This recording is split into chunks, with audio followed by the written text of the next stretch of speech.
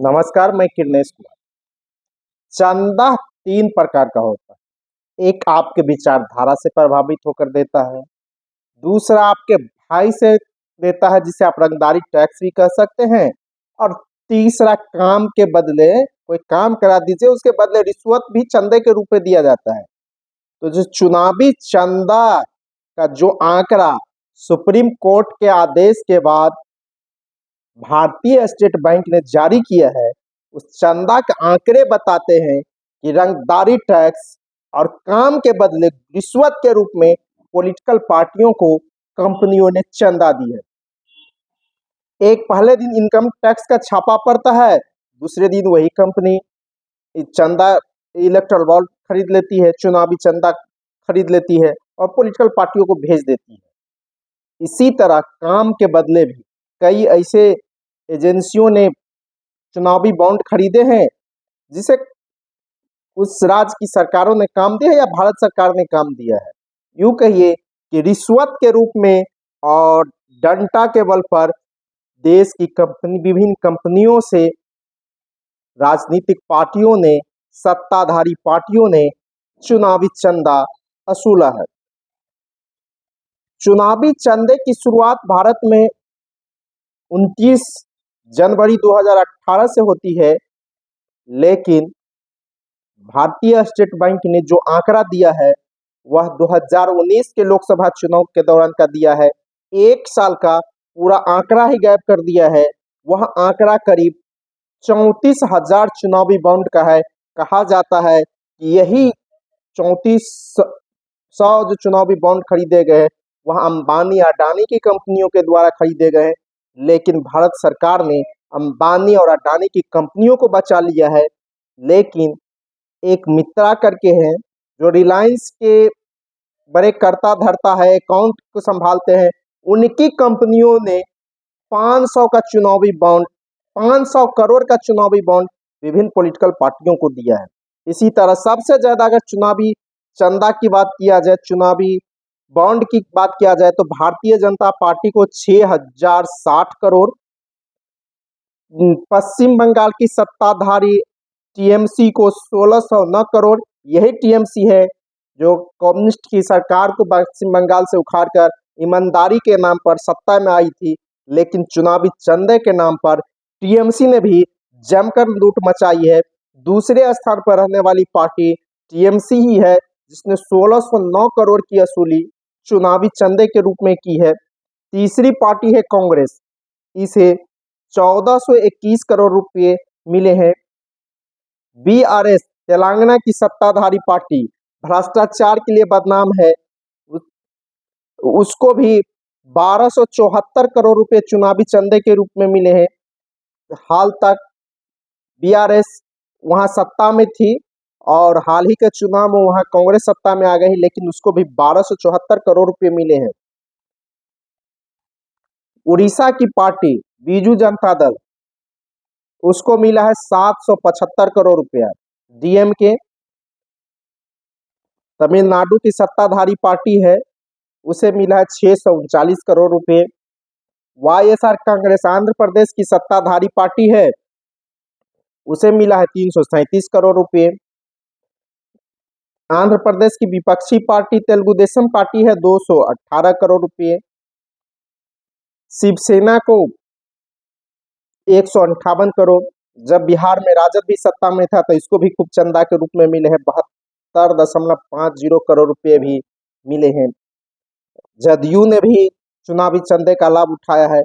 अगर सबसे ज्यादा खरीदने वालों की बात की जाए तो फ्यूचर गेमिंग कंपनी ने 1378 करोड़ रुपए, मेगा इंजीनियरिंग ने 980 करोड़ रुपए, क्विक सप्लाई चेन ने 410 करोड़ रुपए, वेदांता मिल्स ने 400 करोड़ रुपए, हल्दिया एजेंसी ने 377 करोड़ रुपए, एसएसएल माइनिंग ने 224 करोड़ रुपए, यूपी पावर कंपनी लिमिटेड ने 220 करोड़ रुपए, कंटेनर ने 194 करोड़ रुपए, मदलनाथ ने 185 करोड़ रुपए के चुनावी चंदा खरीदा है। कुल चुनावी बॉन्ड 22,271 खरीदे गए हैं, लेकिन एसबीआई ने हिसाब 18,871 का दिया है।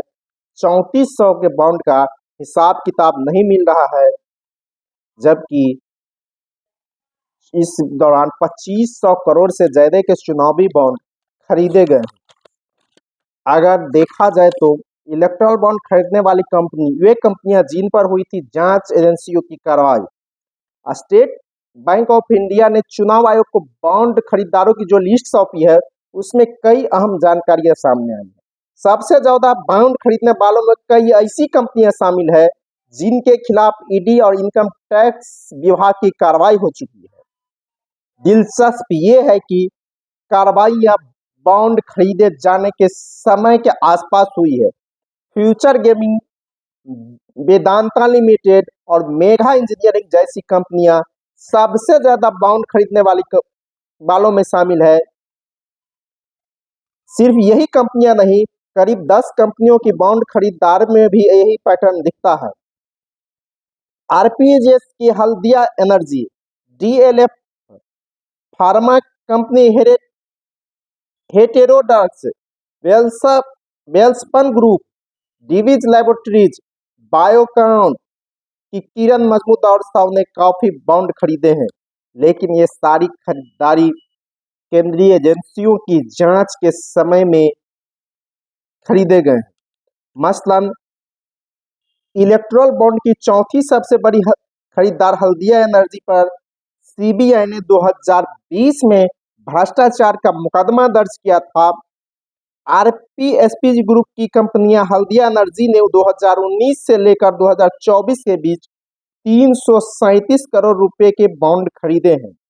मार्च 2020 में सीबीआई ने हल्दिया एनर्जी और अदानी, वेदांता, जिंदल स्टील, बीआईएलटी समेत 24 कंपनियों के खिलाफ मुकदमा दर्ज किया।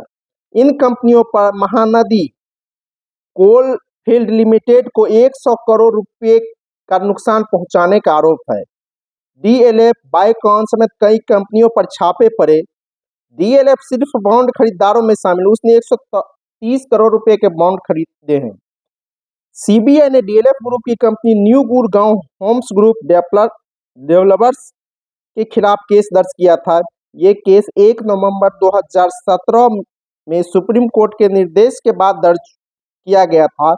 25 जनवरी 2019 को सीबीआई ने कंपनी के गुरुग्राम दफ्तर और कई ठिकानों पर छापेमारी की थी। सीबीआई की ये कार्रवाई कंपनी को जमीन आवंटन में कथित अनियमितता की जांच के सिलसिले में हुई थी। इन कार्रवाइयों के बाद डीएलएफ ने 9 अक्टूबर 2019 से इलेक्ट्रल बॉन्ड खरीदने शुरू किए।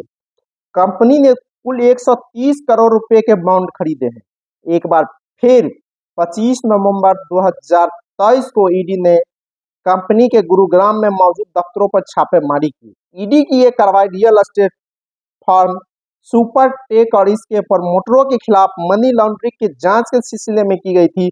फार्मा कंपनी हेटेरो ड्रग्स भी सबसे ज्यादा बॉन्ड खरीदने वालों कंपनियों में शामिल है। अगर गिरफ्तारी और कार्रवाइयों की बात की जाए तो इन कंपनियों ने अपने सहयोगी कंपनियों हेट्रो लैब्स और हेट्रो बायोलैब्स के जरिए 60 करोड़ के बॉन्ड खरीदे हैं। अक्टूबर 2021 में आयकर विभाग ने कंपनी के कई ठिकानों पर छापेमारी की और 140 करोड़ रुपए से ज्यादा के कैश बरामद किया।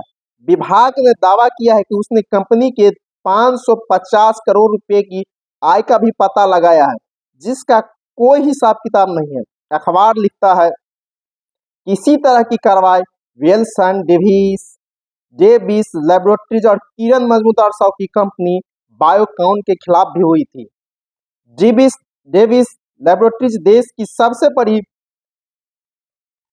एपीआई मैन्युफैक्चरर्स में शामिल है। इस कंपनी ने 2023 में 55 करोड़ रुपए के बॉन्ड खरीदे। कंपनी के ठिकानों पर 14 से 18 फरवरी तक इनकम टैक्स के छापे पड़े थे। बायोकॉन की 6 करोड़ की इलेक्ट्रल बॉन्ड खरीदे हैं।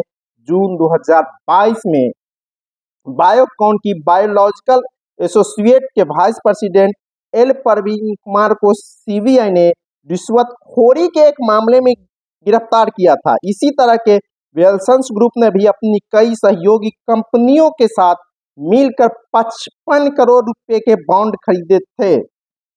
कंपनी ने 2019 से 2024 के बीच कई किस्तों में बॉन्ड खरीदे। पहली खरीदारी 2019 में हुई थी। इससे पहले जुलाई 2017 में आयकर विभाग ने ग्रुप के कुछ ठिकानों पर छापे मारे थे।